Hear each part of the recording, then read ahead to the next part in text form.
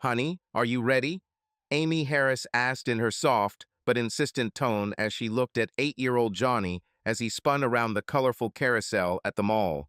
His blonde hair was disheveled and his cheeks were flushed with delight. "Just a couple more minutes, Mom," he answered without turning around, too absorbed in his game. His joyful laughter echoed through the air, a reminder of how easy it is to be a child when the world seems simple and magical. Amy sighed, but a gentle smile touched her lips. "Okay, but only a couple of minutes," she warned, glancing at her watch. "You have piano lessons in half an hour." She sat down on the nearest bench and watched her son, who was now intently walking around the carousel, as if exploring its secret mechanisms. Johnny reminded her of a small, bright ray of light, filled with a thirst for discovery.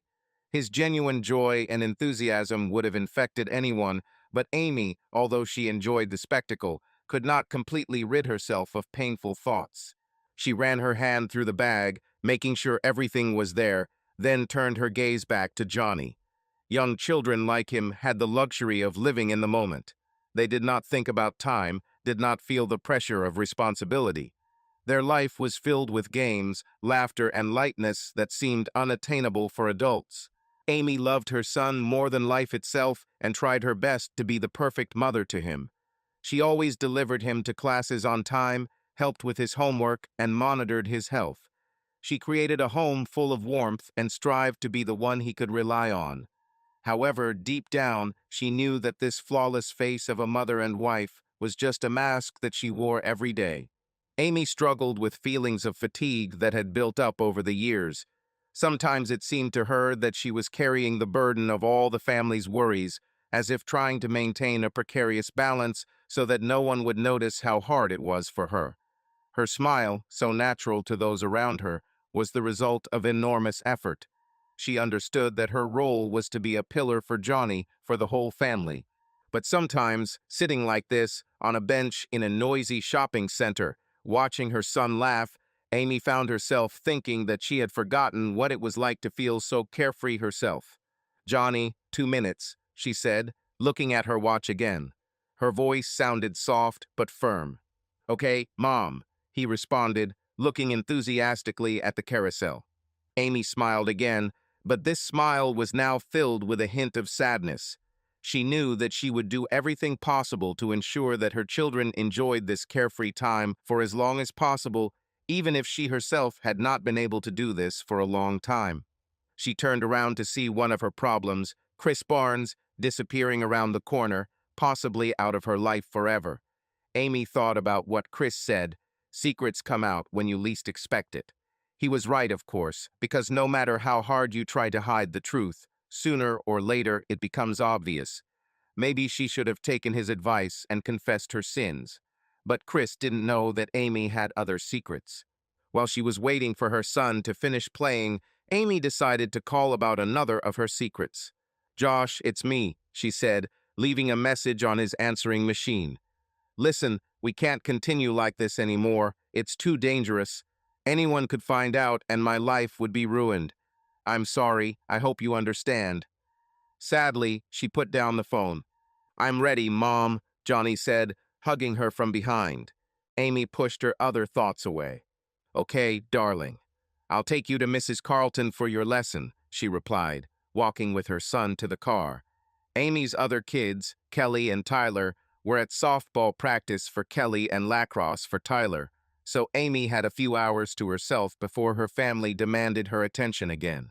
After dropping Johnny off, Amy decided to go home and think about how her life had gotten this far. Of course, there was a chance that he would be there too, working in her garden as always. But she knew that sooner or later they would see each other. Better to end this now. When she arrived home, she saw 23-year-old Josh Anderson finishing off a flower bed in her garden. Amy had known Josh since he was a child. He grew up a few blocks away, and she and her husband, Brian, were friends with his parents. Josh helped his father with his landscaping business and hoped to one day take it over. Amy knew that Josh had been in love with her for several years. This flattered her, but at that time he was only a boy. Besides, Amy had other worries. When he returned last summer and began working in her garden, she didn't think much of it at first.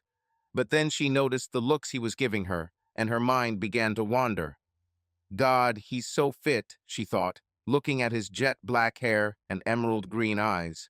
By this point, more than a year had passed since she ended her relationship with Chris, and she suddenly began to respond to the younger man's attention. Almost without realizing how it happened, Amy and Josh began a whirlwind romance that ended when he returned to college in the fall. Now he was here again, and everything began again during the day when her children and husband were busy. But now it had to stop. When Josh saw Amy, he rushed into the house, stopping in front of her in the hallway. "This can't be over, not yet," he said, pushing her against the wall. "I give you what your husband cannot. You can't refuse this," he said, kissing her. Amy struggled with herself, but gave in. "Josh, this is too dangerous. I'm risking too much." They had sex. "Oh God, that was amazing," Josh breathed. She replied dreamily, kissing him back. However, returning to reality, she noticed a broken vase. "Oh no," she exclaimed. "My son Tyler made this vase during his craft class. How will I explain this to him?" In an instant, all the bad feelings came back to her. "I can fix it," Josh offered. "He won't notice anything." "No, I'll think of something." "You better leave," Amy replied. Now that her desires were satisfied, she didn't want to talk to Josh. "Fine. See you tomorrow?" he asked hopefully. "We'll see," Amy replied coldly. "Now you better leave. I need to get ready to pick up the kids." Josh left, and Amy cleaned up and went to get the kids. How did I end up in this situation again, she thought. After Chris, she was sure that it was all over, that she had experienced everything she could and could devote herself completely to her family. However, she again risked marriage for a new man, much younger than her. This fact still bothered her. She liked the idea that she could attract men 20 years younger than herself. But she was playing with fire, and she knew it. Why couldn't she stop? Does it take her secrets to come out like Chris's for her to stop? This was unacceptable to Amy. She couldn't imagine Brian being able to forgive everything she had done. If she were in his place, she wouldn't be able to. Liz is an incredible woman to overcome this, she thought, but she is the exception, not the rule. Amy tried to think of something that could help her stop. She even considered going back to church and seeking advice. She wasn't religious now, but she had been in her youth. In many ways, she felt that her experiences then could help explain why she behaved the way she did. No matter how much you tell yourself that you will never repeat the mistakes of your parents, that their actions and decisions will become a lesson for you, and not an example, life sometimes unexpectedly and cruelly puts you in front of a mirror that reflects familiar features. In this mirror, you will recognize not only yourself, but also those from whom you have been running all your life. Amy always believed that she was completely different from her father, the man who, as it seemed to her, destroyed their family. She hated him for those actions that once split their cozy, albeit imperfect, home into pieces. Almost 30 years ago, he made a choice whose consequences he and his mother and siblings would feel for years. Unlike her mother, who found the strength to forgive and let go of the pain, or her siblings, who stopped talking about the past over time, Amy continued to hold onto her anger. She cultivated that resentment like an untouchable relic, a reminder of how she had vowed not to become like him. She got it into her head that she could live differently without his mistakes, without his selfishness, without his weaknesses. However, now, standing on the threshold of her own decisions, Amy began to notice something that made her shudder. She suddenly realized that she was repeating more and more the same steps that she had once condemned. She was her father's daughter, and the thought sent a shiver down her spine as she began to relive moments of that terrible year. Autumn 1989. Early one Sunday morning, Amy Rogers sat in the front pew at her family's Presbyterian church north of Baltimore in Aberdeen. Amy's father, David, was the church's lead pastor, and he and his wife Helen were pillars of the local community. Almost everyone turned to Reverend Rogers for advice, even those who were not members of his congregation. Every local politician made this their first stop on any of their campaigns, and in many ways the Reverend was the moral compass of the community. Amy was the youngest of David and Helen Rogers' three daughters. She was something of a surprise child. Her older sisters were 7 and 9 years older than her and were in college. As the youngest in the family, Amy was surrounded by the love of her parents, who had more time to focus on her now that her sisters had begun their adult lives. In particular, Amy was very close to her father. They did everything together. She was fascinated by his work and how he helped so many people. One day, she hoped to be like her father and become a minister. They belonged to the progressive side of the church, and David always encouraged his girls to follow their dreams. She often wanted to go to church on Sunday so much that Amy left early before her mother. Their house was only a few blocks away, and Amy liked to be the first there. At this point, there was still an hour or so left before Mass. She had not yet seen her father. He was busy preparing the afternoon sermon and liked to be alone. But she wanted to see him and came across a passage from the Bible that she thought matched his message. So she went to his office behind the church to see him. On the way there, she noticed a young woman knock on her father's office. He greeted her with a smile and led her in, closing the door. Oh, that's strange, Amy thought. He doesn't usually counsel people before Mass. Curious, she walked to the door. Amy's life will be changed forever by what she hears and then sees. At the door, she heard the quiet groans of her father's distinctive voice. At first, she assumed that her father must be injured and began to turn the doorknob to check on him. Then she heard again. Although Emmy was not yet sexually active, she knew enough to understand what was happening there. But this cannot be. He would not do this. There must be some explanation. Despite her best thoughts, she opened the door and was heartbroken by what she found. Amy froze for a moment. Everything she believed in her young life was taken from her in that moment. She forced herself to speak. "Dad, how could you do this to your mother, to us?" she screamed, running out of his office along the corridor. "Amy, wait, I can explain," the Reverend shouted, struggling to pull up his pants and go after his daughter. He didn't want anyone to see her upset. He needed to talk to her and calm her down. He caught up with her at church and found her crying in a pew in the front row. There were still about 45 minutes left before the Mass, so no one had arrived yet, especially her mother. He had to fix this, and quickly. "Amy, I'm sorry you had to see this, but I can explain," he pleaded. "How? I saw what you did, what she did to you. You can't explain why you did it," she was crying. "Oh dear, I am a man and I have sinned. I was weak and couldn't help myself. I swear to you, this was the first time this happened," he explained, reaching out to hold her hand. "Don't touch me," she barked. "I don't believe you. How can I trust you?" "It's true," he objected. "I'm just having a hard time right now with a lot of things," he said vaguely. "But God forgives, right? I always taught you this. As soon as the Mass is over, I will pray to God to give me the strength to never let this happen again." "But you must tell your mother, admit it to her," she replied. "She will forgive you too if it was just one mistake." "I know, but," he began, "I need time to figure everything out. Your mother has been going through a lot lately about your sisters in college, and she's worried about them. Now is not the right time for this. As long as I confess to God and He forgives me, your mother doesn't need to know. Can we just keep this between us?" he said with a pleading look on her face. "You can't ask me to keep this secret for you, especially from Mom," she was crying. "This will kill me inside." "But honey, you have to think about your family," he replied. "Your mother may not be as forgiving as God. What if she wants to leave me? Divorce is a much greater sin. You wouldn't want it." Amy sighed heavily. The thought of her family falling apart seemed unbearable. She wanted to believe her father, although deep down something told her that he was not telling the whole truth. But how could she risk their family if everything is really as he says? "Okay, Dad, I won't tell anyone," she finally answered, wiping away her tears. "But you promise that this will never happen again?" "Of course, my girl," he said, hugging her tightly. "I'll fix everything, I promise." That was the end of their conversation as the parishioners began to gather for the service, including her mother. Amy remained seated in the front row, watching her father greet people with his usual smile on his face, as if nothing had happened.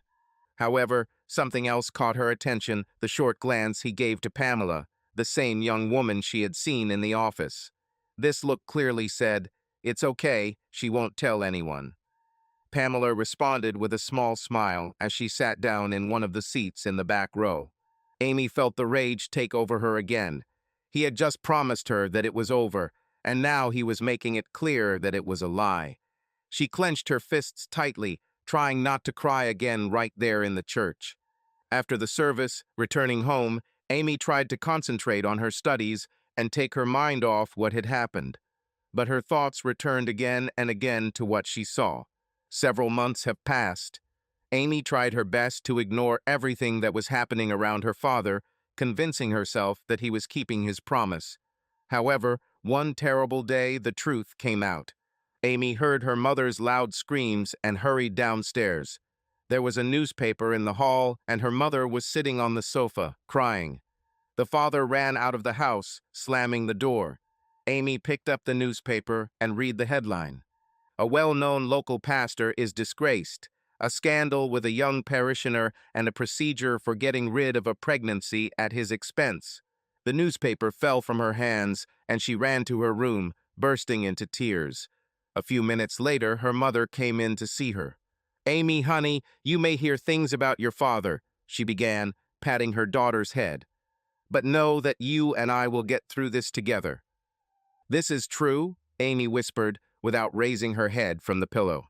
"Yes, it's true," her mother replied, her voice trembling with pain. "Your father told me everything. This has been going on for some time." At that moment, Amy realized that her father had been lying to her from the very beginning. She kept his secret, hoping he would improve, but he betrayed her trust. All the love she once felt for him instantly turned into hatred. However, she still decided not to tell anyone what she knew. Her mother couldn't find out that Amy had witnessed his betrayal. She will never forgive me, Amy thought, and she couldn't afford to lose her mother's love. "I'm sorry, Mom," she whispered, hugging her. "Oh, honey, it's not your fault," her mother replied, hugging her tightly. But Amy felt differently. Thoughts rang through her head. If I had insisted on my own, if I had told my mother, everything could have been different. Meanwhile, a scandal broke out in their city. The local community turned its back on her father, and Amy heard ridicule and bullying every day. She begged her mother to leave her at home, but she could not allow it. After a few months, Amy's mother realized that their life in this city had become unbearable. She packed up and moved with her daughter to Springfield, a Philadelphia suburb, to be closer to her family. Amy's father remained in Maryland, trying to rebuild his career. Amy was unknown in her new city, but that also meant she had no friends. She sat alone at dinners until one day a blond guy approached her. "Is this seat taken?" he asked. "Hi, I'm Brian Harris." "I'm Amy," she answered cautiously. The next day, he sat next to her again, this time speaking more. Within a week, they were chatting non-stop, and after 2 months, they started dating. Brian became her rock. He listened to her, supported her, helped her feel happy again. Brian became someone Amy could talk to about everything, even the things she was hiding from her mother. She told him about her father, how she found out his secret, and how much it broke her. Brian listened without interrupting, and one day said, "Amy, it's not your fault. Your father was wrong to put such a responsibility on you. There was nothing you could do to stop it." These words, simple but honest, became her salvation. Brian was the first to tell her it wasn't her fault, and she believed him. He understood her like no one else. Brian's father also cheated, and his parents separated. "But you were the eldest in the family," she once said. "You did it. You were able to protect your little brothers." "I did what I could," he replied. "But that doesn't mean I fixed everything. We're all just trying to get through these things the best we can." Amy realized he was right. She no longer felt so guilty, although the memories were still painful. She could forget about them when she was with Brian.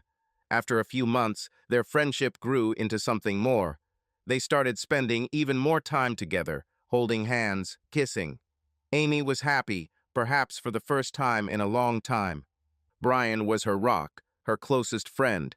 He was the one she could rely on in any situation. The only difficult moment during all this time was the episode when Brian decided that he wanted to try dating others.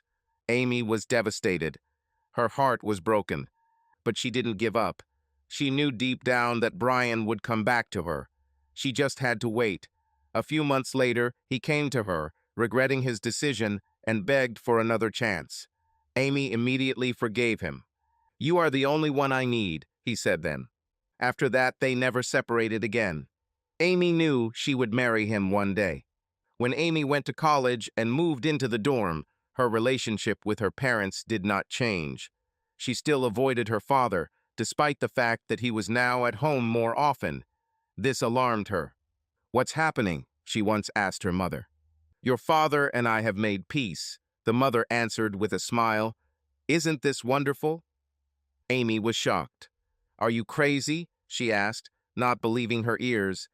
"He has not changed and will never change."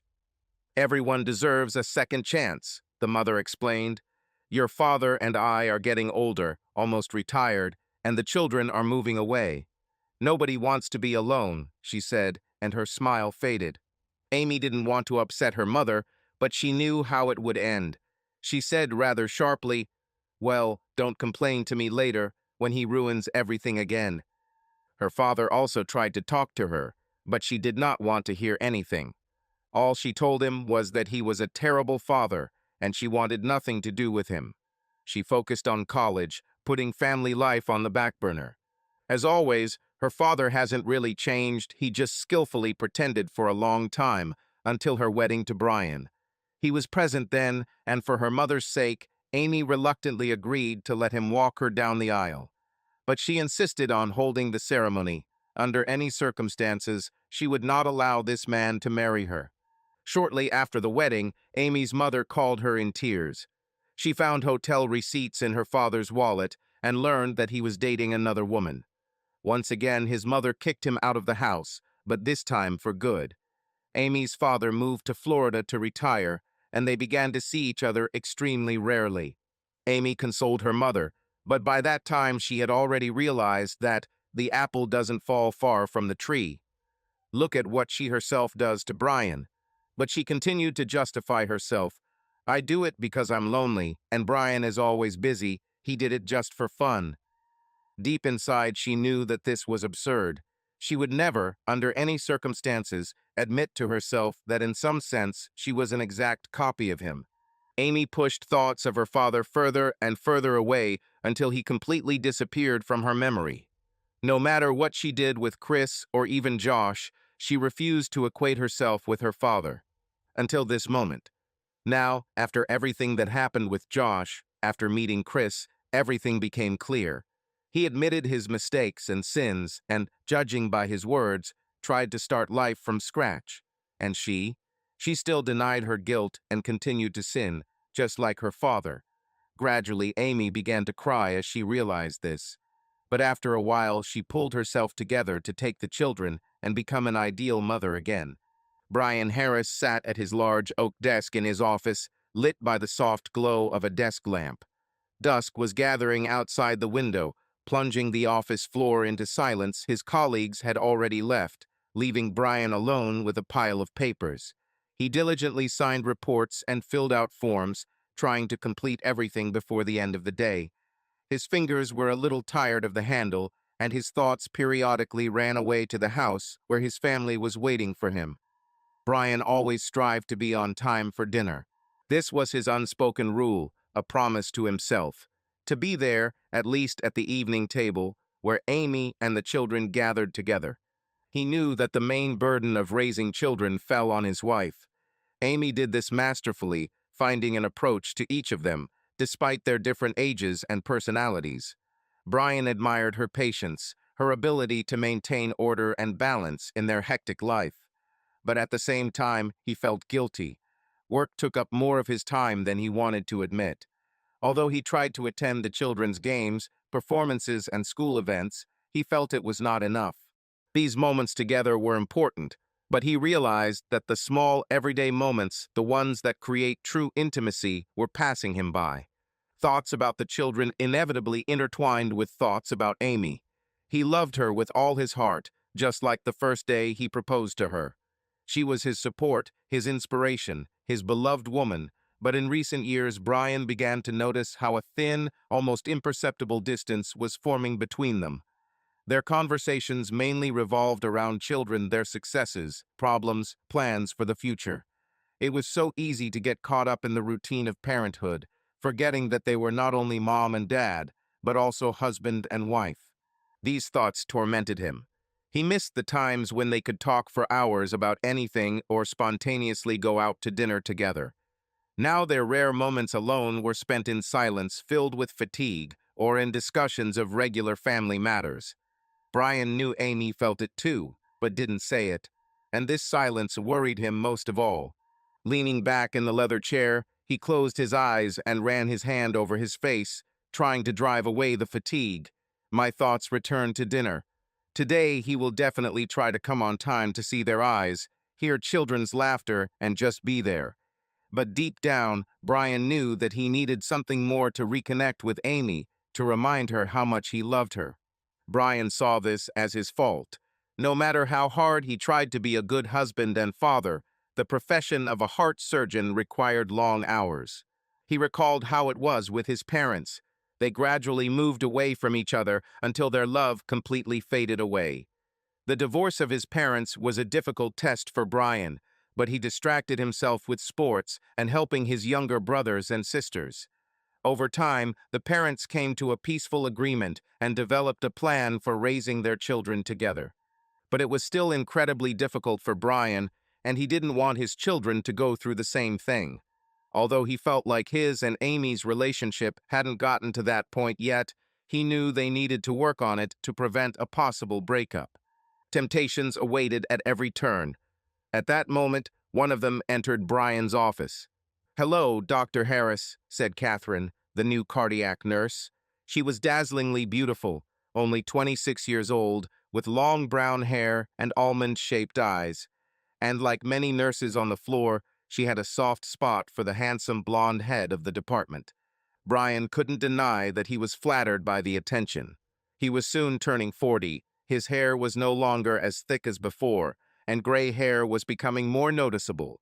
He was worried, but he kept himself in excellent shape. Most of the time, he laughed off the flirting because he loved Amy and didn't even think about betraying her.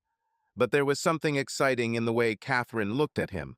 He always felt like Amy looked at him that way, but when you've been married for about 20 years, you tend to lose that a little and move on to a more comfortable love for each other. But no matter how old you are, wanting someone fuels your ego, even if the woman looking at you that way is not your wife.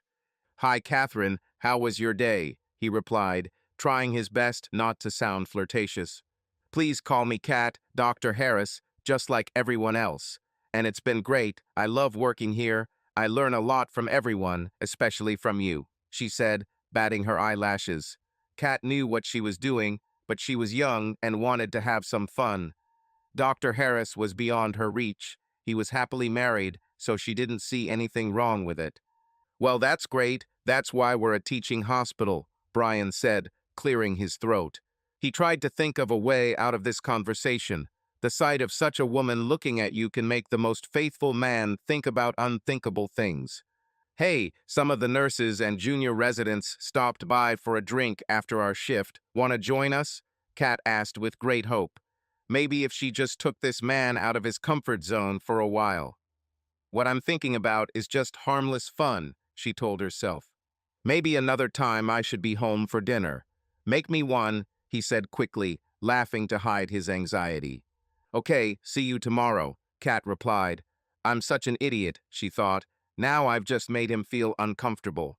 The last thing I want is to lose my job because I'm flirting with a married guy who isn't interested in me. "Good night, Kat. Cat," Brian said as she turned and walked away. After that, he leaned back in his chair and sighed. She's gorgeous, he thought, but I won't risk my family for a cheap fling. I won't do what my father did, what Amy's father did. He promised himself that he would try to reconnect with his wife starting from now on. They still loved each other, he was sure of that, but they needed to take time for themselves. Perhaps they could plan a weekend trip to the shore, away from the children. With these thoughts, Brian left his office and headed home to see his family. At the Harris house, Amy was preparing dinner. Her son Tyler walked in, holding a broken change plate. In her rush to get Josh out of the house and pick up the kids, Amy forgot about it.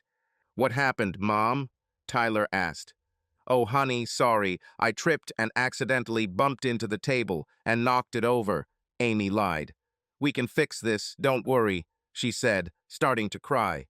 "Don't worry, Mom, it's just a change of food," Tyler responded, not quite sure why his mom was so upset. "I can just make you another one, there's no reason to cry about it."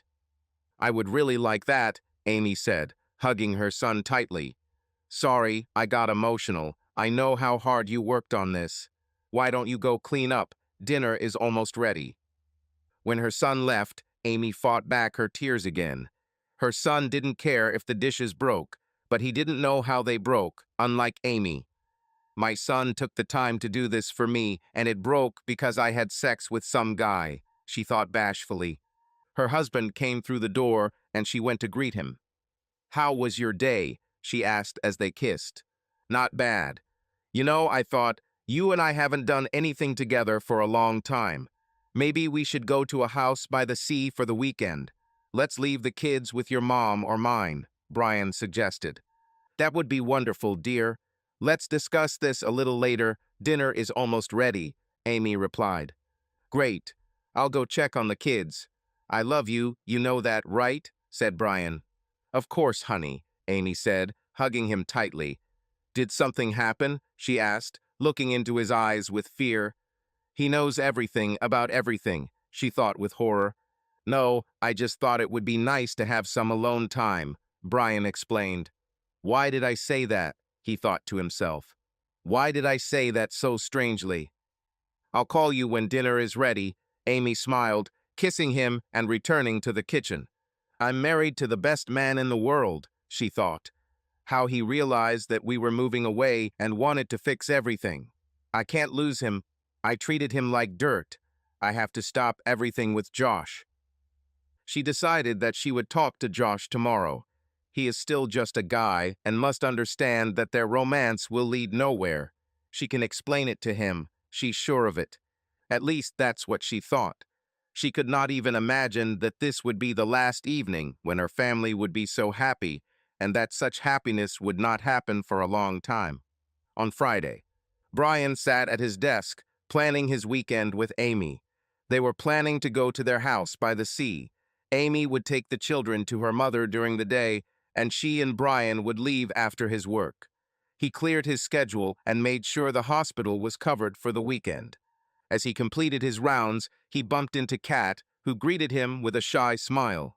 She felt a little embarrassed about her behavior the night before in his office.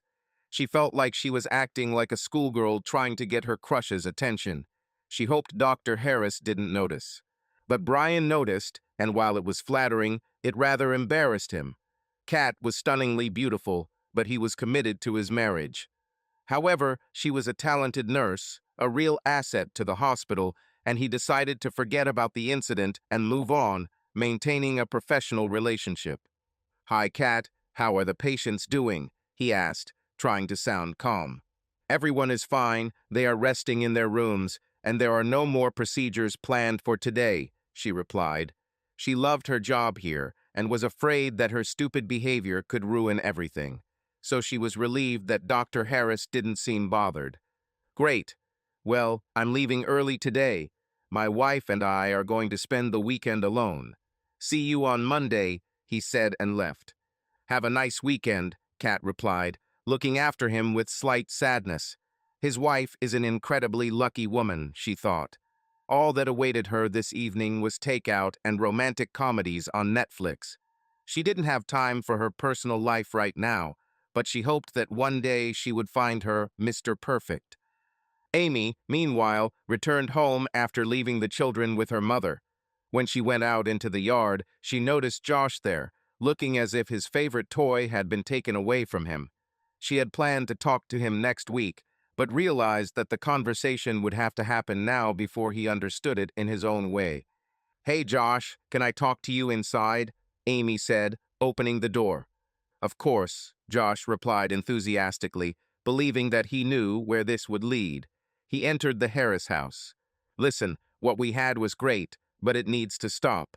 As I said at the very beginning, this will lead to nothing. I need to focus on my family. You're young, I'm sure you'll find a girl your age very soon," Amy said softly, trying to make the parting as less painful as possible. "But I love you, Amy. I want to spend my whole life with you. I don't need girls my age," Josh replied, looking at her with desperation and lust at the same time. "Oh, Josh, you're too young to think like that. In time, you will understand that I am right. Maybe we can talk about this next week, but right now I need to get ready for the trip," Amy said, gently placing a hand on Josh's shoulder to push him towards the exit. But her touch only spurred him on. "It's not over until I say so," he muttered. "You want it too." "No, Josh, we can't," she exclaimed, pushing him away. "This is the end. I can't do this anymore." Josh looked at her, stunned. "This will never end," he said angrily. "You love me, I know you do. I know you want this," he said, slowly approaching her. "No," Amy said firmly, pushing him away again. "You need to leave, and maybe you should stop coming here and working. I'm sorry, I never wanted it to go this far, but it's better this way." Josh was broken, but tried not to show it. Instead, he grinned disdainfully. "This is not the end. I'll be back next week. We both know what will happen then." After that, he ran out the door and disappeared. Amy sank heavily onto the sofa. I hope he calms down over the weekend and realizes she's right. He is still young. He will soon understand this. For now, she needed to focus on her weekend with Brian. A few hours later, Brian returned home, full of enthusiasm for their trip. In fact, they were already getting ready to leave. He just needed to pack a few things in the bedroom. From his room, he heard the doorbell ring, but did not attach any importance to it. Amy opened the door and immediately felt her world turn upside down. Nicole Anderson, Josh's mother, was standing in the doorway, and when she saw Amy, she immediately slapped her in the face. "You're trash. I considered you my friend, and you took advantage of my son," she screamed. "Do you understand that he is sure that he is in love with you? How could you? You are an adult woman. He is a young guy. What's wrong with you?" "Please, my husband will hear you," Amy begged. She remembered Chris's words. Secrets always come out at the most inopportune moments. "I don't care," Nicole screamed. "He must hear this. He should know who he lives with." Brian heard screams and, not believing his ears, went downstairs. He didn't need to know the details to protect his wife. "I don't know what your son could have told you," he began calmly, standing between Nicole and Amy. "But my wife would never do something like that." He knew what he and Amy had been through. He remembered how her father destroyed the family by sleeping with young girls. Amy hated him for this and vowed to never be like him. She couldn't do the same. But when he looked at her face, everything inside him turned upside down. Everything was written on it: fear, guilt, and pain. She didn't say a word, but her look confirmed the worst. "Oh God," Brian said quietly, his voice filled with horror. He could barely control himself while Nicole was around. "Nicole," he said without raising his voice, but his tone was firm. "You need to give my wife and I time to sort this out." "It's not over yet," Nicole spat, giving Amy one last angry look. "You'll regret this, you trash." And with that, she left. When the door closed, there was a heavy silence.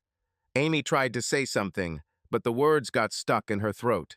"Is there something you want to tell me?" Brian asked, his voice icy. "Darling, I can explain everything."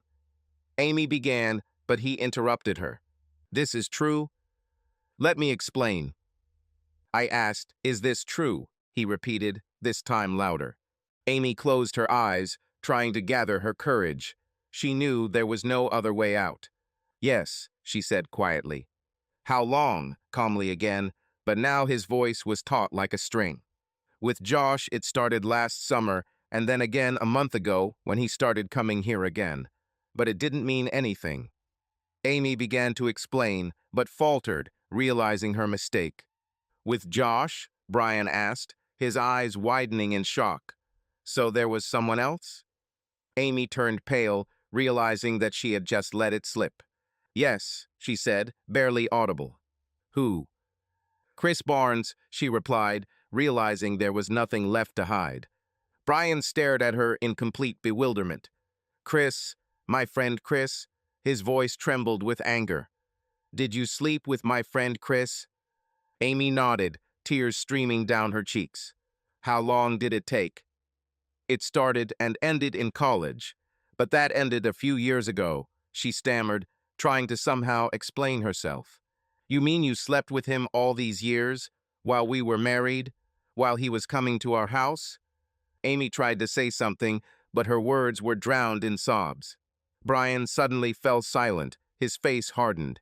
He remembered their youngest son, Johnny, and a terrible thought flashed through his head.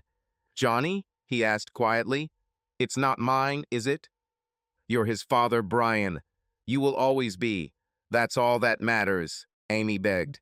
But Chris is his biological father, right? His voice was already full of rage. Amy tried to argue, but finally managed to say, I don't know.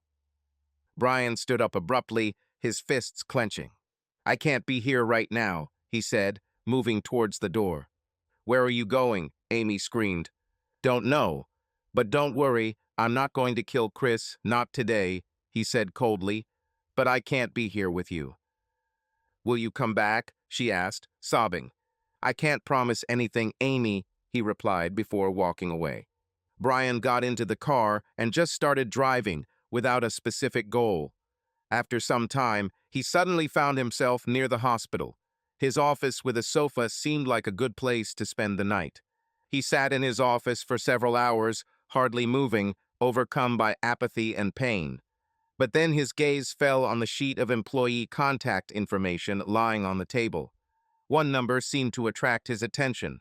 Without thinking, he picked up the phone and dialed it. He didn't want to talk to his friends or family. He couldn't meet them right now. He was not yet ready to admit to them what had happened. But maybe talking to someone more distant could help. Hi, this is Brian, Dr. Harris, he spoke as the other end answered.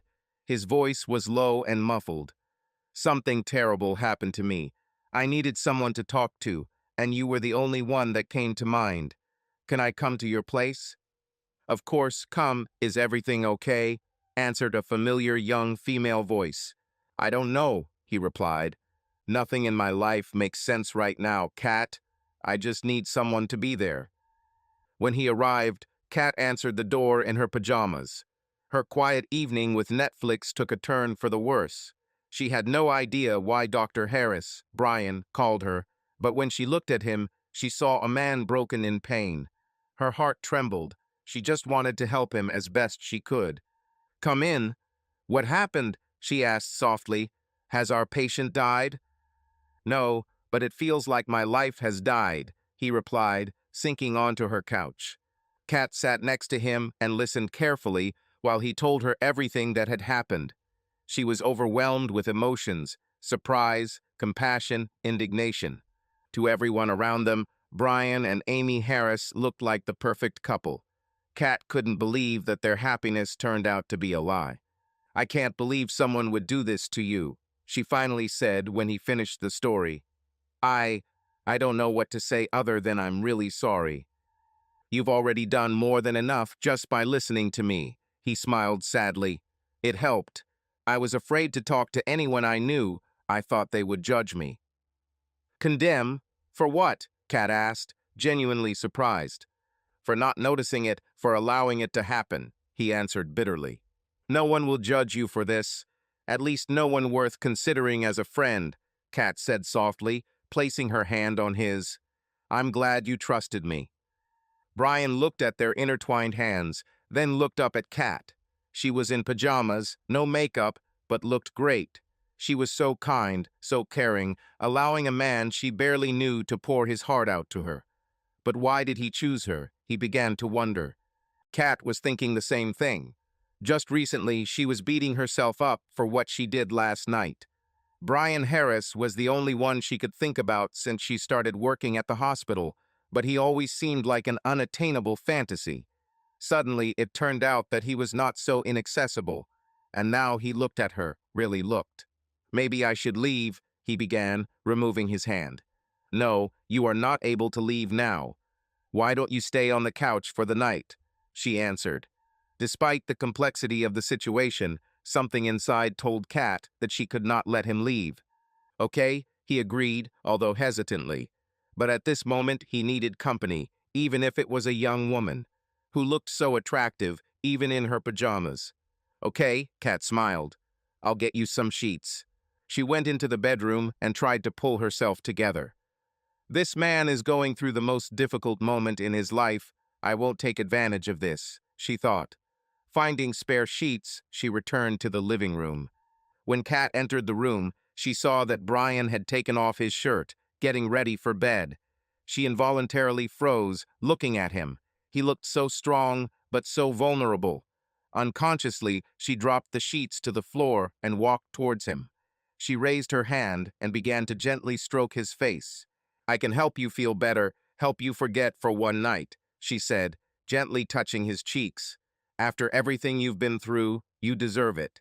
I don't want you to feel sorry for me, he answered, although he felt a desire awakening in him. He needed to feel a connection, especially with a woman. After he learned about his wife's betrayal, he felt devastated.